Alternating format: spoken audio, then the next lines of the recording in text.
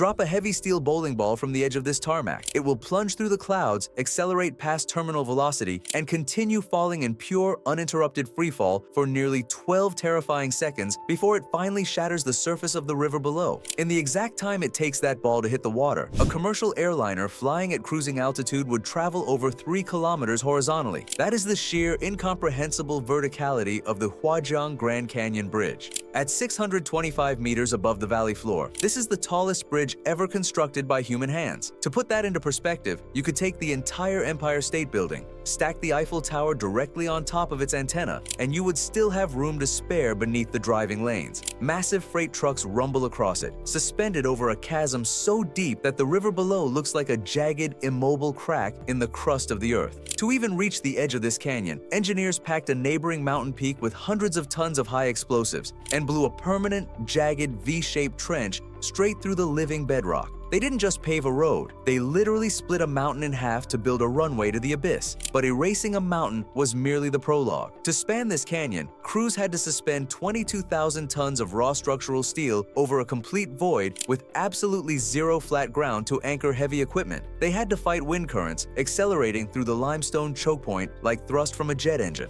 And they had to deliberately design an asymmetrical structure with completely different tower heights just to keep the entire system from tearing itself to pieces.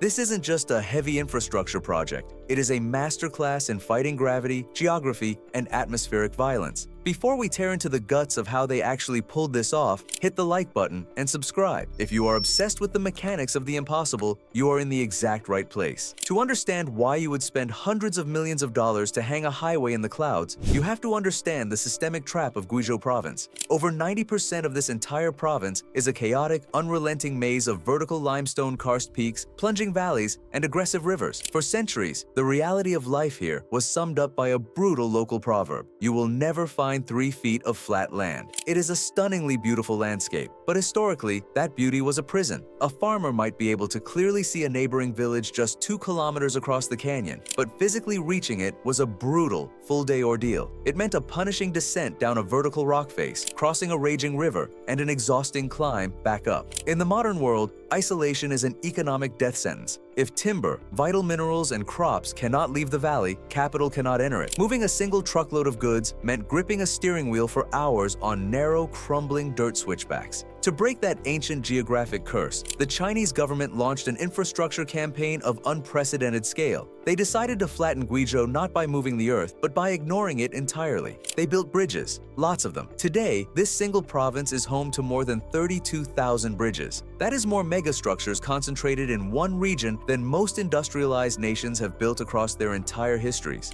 Every canyon became a laboratory. They practiced, scaled, and iterated, building their confidence one impossible canyon at a time. They kept pushing until they arrived at the S57 highway corridor. But right in the dead center of that corridor sat the Huajiang Grand Canyon. It was the deepest, widest, and most lethal geographical wound in the entire province. Crossing it would require rewriting the rules of civil engineering from scratch. When you build a conventional megabridge, you rely heavily on the stability of the earth beneath you. You dredge the riverbed, pour massive concrete caissons, and roll in ultra-heavy crawler cranes to slowly hoist steel trusses into the sky. In the Huajiang Canyon, the earth offered absolutely nothing. There was no riverbed shallow enough. There was no staging ground wide enough to park a truck. The world's largest conventional construction cranes stand roughly 250 meters tall. To reach the road deck from the river below, you would have to stack 3 of them directly on top of each other. Faced with a complete void, the engineers bypassed the ground entirely. They turned the sky into a high-capacity supply chain. First, crews drilled massive permanent anchorages deep into the dense ancient limestone bedrock on both sides of the chasm. Between these 2 anchors, they strung a heavy-duty aerial cableway, essentially a high-tensile structural zipline capable of carrying skyscraper-sized payloads across a 1,400-meter gap. Every single one of the 93 modular steel truss sections was manufactured miles away, trucked to the canyon's edge, hooked onto this aerial skyway, and launched horizontally out into the open air. Drifting hundreds of meters above the river, these massive steel blocks were guided through the wind using the Beidou satellite navigation network, dropping into their exact coordinates with millimeter precision. The assembly had to start at the absolute dead center of the empty space and move outward toward the tower simultaneously. If one side of the span grew even slightly heavier than the other, the immense unequal leverage would pull the suspension cables taut, risking a catastrophic failure that would yank the tower straight out of the mountain walls. And if you look at wide-angle images of the completed structure,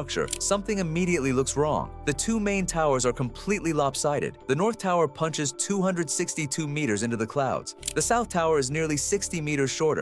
To the untrained eye, it looks like a severe calculation error. In reality, it is a brilliant display of structural honesty. The two sides of the canyon are completely irregular. Forcing a perfectly symmetrical design onto asymmetrical terrain would have introduced massive twisting forces into the foundations. The engineers chose to work with the messy reality of the Earth. Every single anchor depth and cable angle was customized for the exact patch of rock it binds to. Hanging the steel was only the first half of the battle. A bridge suspended this high in the atmosphere has to survive dynamic, lethal forces that the drivers crossing it will never see or feel. The primary threat is the Venturi effect. When a massive volume of moving air hits a giant mountain ridge, it gets forced into the narrow canyon passes. The rock walls act like the nozzle on a pressure washer, violently compressing the air and causing it to accelerate. The wind gusts screaming through the Huajiang Canyon routinely reach speeds comparable to a high-speed bullet train. If a bridge deck catches too much of this crosswind, it can enter a state of catastrophic aerodynamic flutter, a violent self-amplifying twist that can tear thousands of tons of steel apart in minutes. To prevent this, engineers gave the structure a digital nervous system. The bridge is equipped with a military-grade Doppler LiDAR array. These specialized units continuously fire invisible laser pulses deep into the atmosphere surrounding the chasm. The bridge literally sees the wind coming before the gusts ever touch the steel, giving structural operators the precise telemetry needed to adjust traffic flow or monitor stress levels before a weather front hits. The monitoring goes deep into the core components. During construction, engineers threaded miles of highly sensitive fiber optic lines directly into the center of the main suspension cables. As the bridge flexes under heavy traffic or extreme temperature shifts, those fiber optic lines move in lockstep with the steel. By firing light through these fibers, the central computer knows the precise mechanical tension of every cable continuously. Furthermore, to counter unpredictable seismic waves, massive hydraulic dampers were installed at both ends of the bridge deck. Scaled up to the size of shipping containers, these dampers absorb kinetic energy from tremors and dissipate it gradually, allowing the bridge to sway safely. It doesn't just sit over the canyon. It feels, calculates, and talks back to its creators every single second. The construction of the Huajiang Grand Canyon Bridge wrapped up after 3.5 years of intense labor, costing roughly $300 million. But the most critical number tied to this project isn't measured in dollars or metric tons. It is 2 minutes. If you want to keep exploring the design secrets behind the world's most extreme engineering projects, make sure you are subscribed and have notifications turned on. Now, I want to hear from you. The builders already added a tower cafe, a glass floor, an artificial waterfall, and a record-breaking bungee platform. But if you had a blank check and a team of elite engineers at your disposal, what is one more thing, practical or completely insane, that you would bolt onto the highest bridge in human history? Drop your ideas in the comments below. Thanks for watching, and I will see you in the next deep dive.